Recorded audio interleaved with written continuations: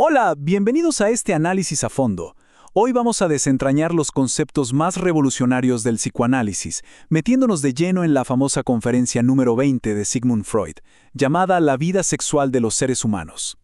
Vamos a ir directo a las fuentes, usando los conceptos técnicos, pero explicándolos de una forma súper clara, para entender qué hay realmente detrás de nuestro comportamiento y de nuestro inconsciente.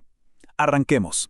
Bueno, entremos de lleno en esto, porque aquí es donde arranca la gran paradoja de la teoría de Freud. Si le preguntamos a cualquier persona en la calle qué es la sexualidad, lo más seguro es que la asocia inmediatamente con la reproducción, ¿verdad? Pero el psicoanálisis viene a patear el tablero. Desafía por completo estas nociones preconcebidas y nos obliga a hacernos una pregunta radicalmente distinta sobre nuestra naturaleza. Para no perdernos, nuestro recorrido explicativo de hoy tiene 5 paradas rápidas. Primero, redefiniendo la sexualidad. Segundo, el niño perverso polimorfo. Tercero, pulsiones parciales y fijaciones. Cuarto, los síntomas como satisfacción sustitutiva. Y por último, la dinámica del aparato psíquico. Punto número 1. Redefiniendo la sexualidad humana. Aquí se da el primer gran cambio de perspectiva. Parafraseando los textos de sus conferencias, Freud nos dice que la sociedad ve lo sexual como lo indecoroso, eso de lo que simplemente no se habla en la mesa. Pero su definición técnica es otra historia. Para el psicoanálisis, sexualidad es, y cito, todo lo que con el propósito de obtener una ganancia de placer se ocupa del cuerpo. Básicamente, es la búsqueda de placer corporal sin que el objetivo final tenga que ser obligatoriamente la concepción de un hijo. Y lo que resulta realmente interesante de esto es cómo traza una línea divisoria gigantesca. Por un lado tenemos la genitalidad, que sí es la reproducción biológica adulta que arranca en la pubertad. Pero por el otro tenemos la sexualidad, que es un empuje muchísimo más amplio y totalmente independiente hacia el placer. Al separar estas dos cosas se comprueba algo que escandalizó a la época de Freud. La sexualidad existe desde mucho antes de la pubertad. Pasamos al punto 2. El niño perverso polimorfo. A ver, llegamos quizá al concepto peor entendido de toda la obra freudiana. Hay que quitarle absolutamente toda la carga coloquial y moral que tiene la palabra perverso hoy en día. Hablando técnicamente, no significa que haya maldad para nada. Un niño es un perverso polimorfo simplemente porque presenta un montón de pulsiones fragmentadas que buscan placer de manera completamente independiente de la función reproductiva. Es una búsqueda de placer que toma muchísimas formas, pero que no está unificada. Durante este desarrollo temprano entra en juego el famoso autoerotismo. ¿Qué significa esto? Que el individuo no necesita salir al mundo exterior a buscar un objeto para satisfacerse.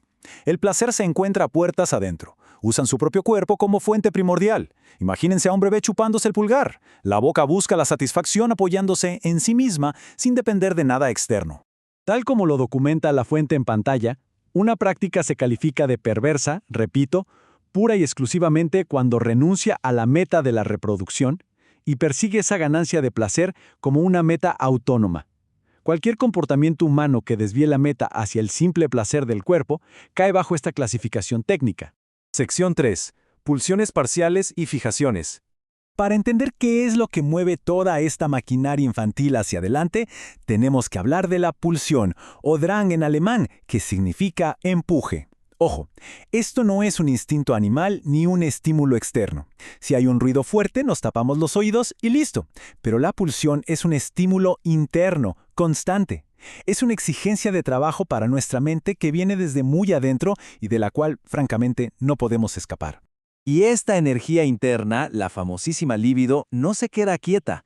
Va mudando su foco a lo largo del tiempo por diferentes zonas erógenas. Arranca en la etapa oral del lactante, apoyándose en la nutrición a través de la boca. Y luego se traslada a la etapa anal, vinculada a las funciones de excreción y al control de esfínteres, donde el simple hecho de retener o expulsar genera una inmensa ganancia de placer. Pero, claro, este desarrollo casi nunca es perfecto. A veces hay demasiada frustración o, por el contrario, demasiada gratificación. Ahí es cuando ocurre lo que el psicoanálisis llama una fijación.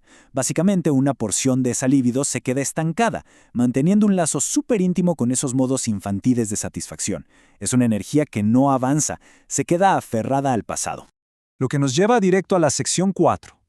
Síntomas como satisfacción sustitutiva. Entonces, el punto crucial de todo esto es: ¿qué pasa clínicamente cuando la biología y la sociedad nos obligan a abandonar y esconder esas pulsiones tempranas? Entramos en un conflicto tremendo.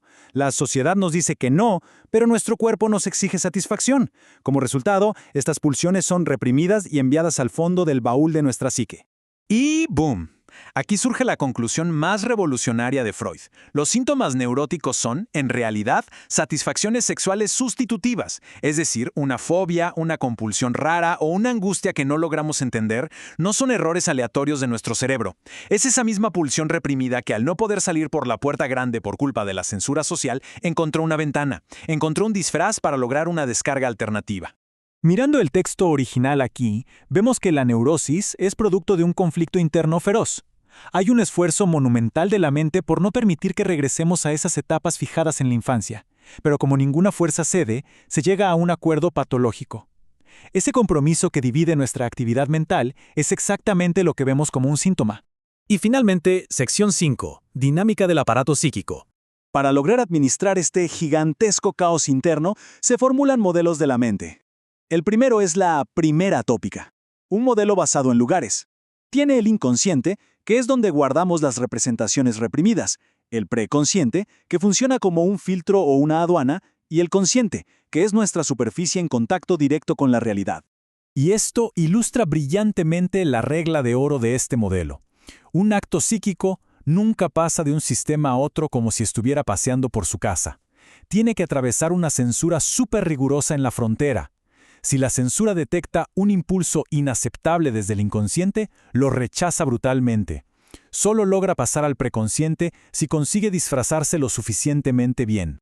Pero esperen, que la cosa se complica. Años más tarde, Freud nota que partes de nosotros operan inconscientemente y formula la segunda tópica. Ya no son lugares geográficos, sino fuerzas en constante pelea. Tenemos el ello, que es el polo pulsional, arcaico e indomable. En el medio está el yo, el pobre mediador tratando de apagar incendios. Y por encima de todos, el superyo, que es nuestra estricta brújula moral. Basándonos en la fuente, es clave entender que este superyo no viene de fábrica. Es lo último en formarse. Lo construimos internalizando los regaños, las reglas de nuestros padres y la cultura en general. Se vuelve una especie de juez implacable dentro de nuestra cabeza que nos impone prohibiciones severas y nos llena de una culpa tremenda cada vez que el yo decide ceder ante el ello.